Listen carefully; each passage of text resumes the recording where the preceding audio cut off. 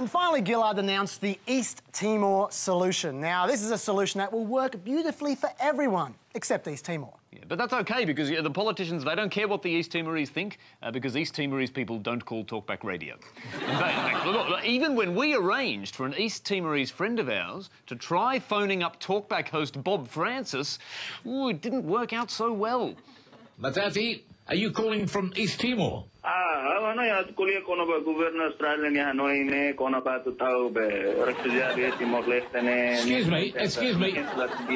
me, can you speak English, please? Goodbye,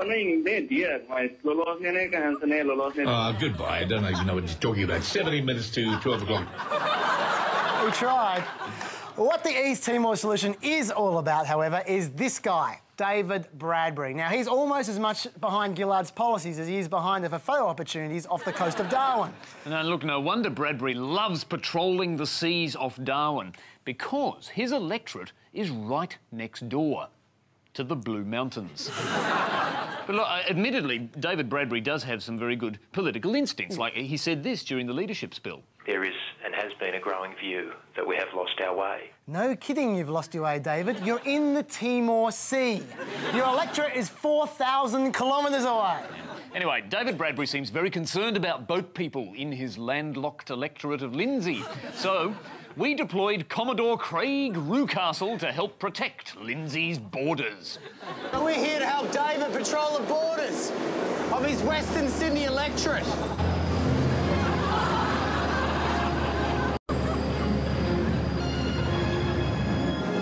David!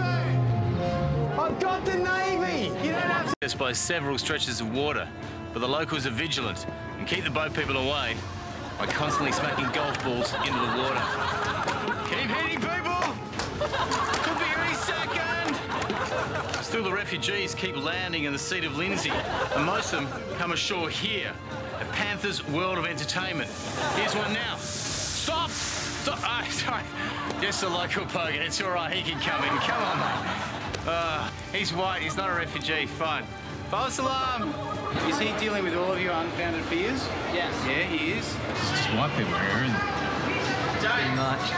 Do you think the Liberal Party will deal better with your unfounded fears? I don't know. I just know that I don't want any more boat people here. The problem with the electorate of Lindsay is there's just so much water for the boat people to get in on. Here comes one now.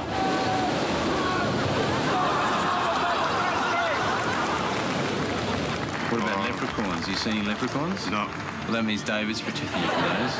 Have you seen any boogie monsters? Well, that means David's protecting you from those. Have you seen any sky dragons? No, not at all. David again.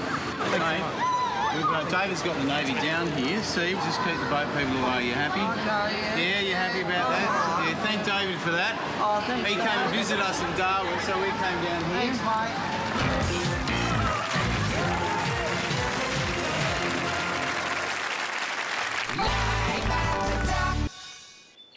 Pai tahu ni mau ni ngama, dah punya. Oni wala kala kaya merong ni refugees lega marikirale, abulo wala kaya merong ni jama puyan kabelen. Barang wala ni jama kuro pul internet kuro marang itu kalau rumbal na tahu kuro panberan na kuro lensi loken dengan kalumbal ka. Bunga muka ni jama mer. Kau ni nak kontrol ni arpia. Angunin kabili nama ngai menjiro ngolirik tunajawarina anin beli kata orakan namir. Ngaran muka ngoni bango nango kangako ngara.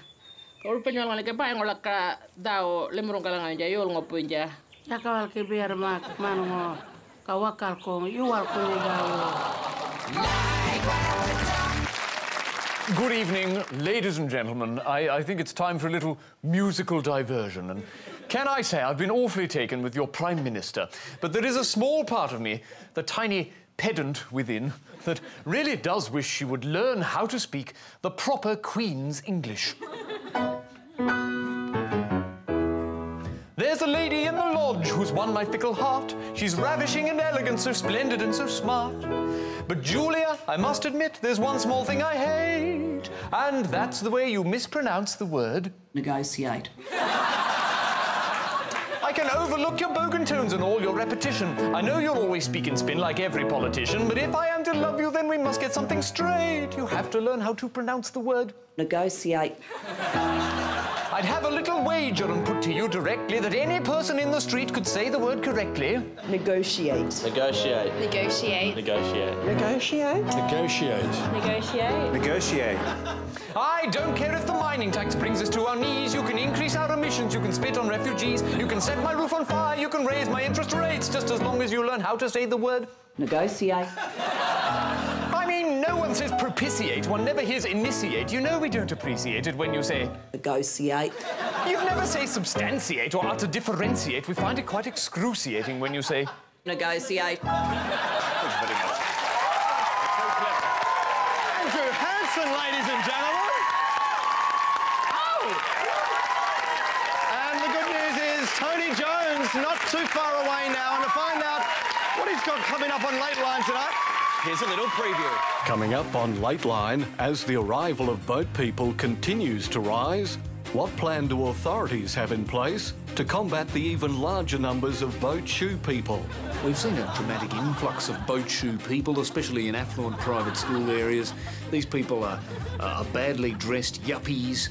They need to be kept out. But is it really as simple as giving them the boot? Oh, we're not just preppy private school twats. We're human beings. We deserve some compassion. And would there be any room for them on Christmas Island anyway?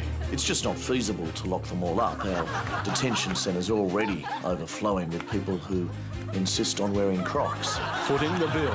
That's tonight on Late Line. And we deserve the right to wear pink sweaters tied around our neck as well. Coming up at 10:15 p.m. on ABC One.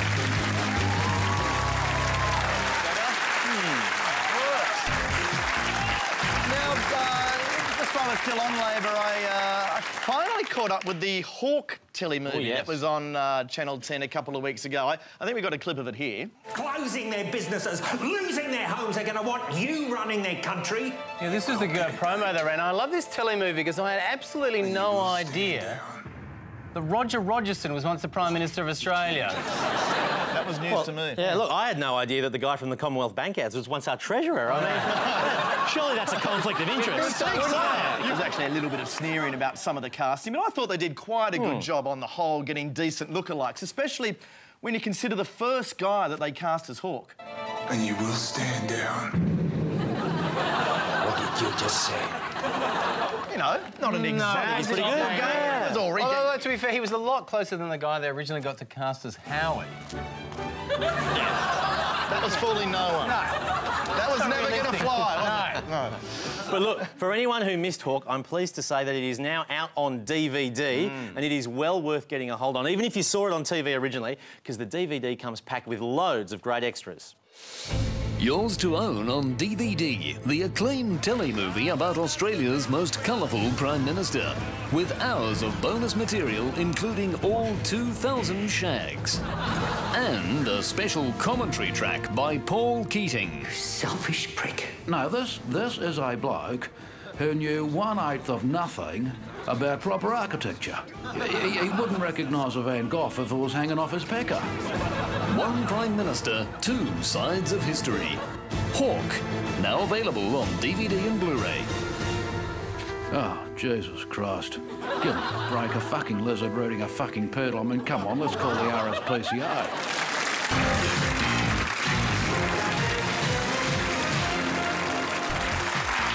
The problem that every TV network faces during an election campaign is that they have to cover politics in their news bulletins. And politics is not the world's most entertaining subject, which is why we've put together a little lesson.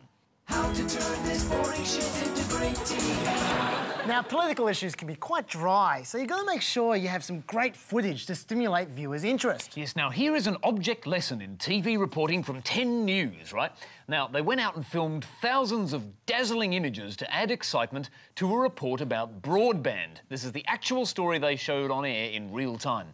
OK, they start off with this extraordinary shot of two men feeding a whale. Follow it up with two men feeding a wire. But then they somehow dug up this doozy. 2 men feeding a wire. It's brilliant. Although, look, I'm not too sure about this next one, which is a wire being fed by 2 men. No. But this next one's going to knock your socks off, OK? Because you see those 2 men? Oh, what are they doing? Feeding a wire. You're kidding me. Yeah, all right. And look, I think that deserves a shot of the men, at least, so that we can see the wire again. And then just when you thought they'd run out of ideas, the coup de grace. You'll never guess it. 2 men feeding a wire. What a visual feast. And if you're interested, you can now purchase the director's cut of that news report. It's called The Wire, and it's much better than that shit on HBO. Now, the only thing that's drier than broadband is tax. Oh, but no. Channel 9 reporter Ross Greenwood came up with a brilliant solution for how to make the Henry Tax Review come alive. He talked to some people in Henry Street. On Henry Street, everyone's keenly aware it's their hip pockets that are affected. But Miro Gregoric is more concerned about jobs. Maybe that's a good thing. More employment. Well, the people in Henry Street are happy. Yes, the analysts from Henry Street are happy. Of course, they're experts in all things Henry. Oh, they are. No, don't knock it. It's a useful technique, that. I don't know if you knew. I used to be a court reporter. I did once. not know that. I was. And I did a story about the Crimes Legislation Amendment Telecommunications Offences and Other Measures Act No. 2, 2004. And look, I was very grateful for the opinions of the good people living on Crimes Legislation Amendment Telecommunications Offences and Other Measures Act No. 2, 2004 Street. Took me a while to type it into the GPS, but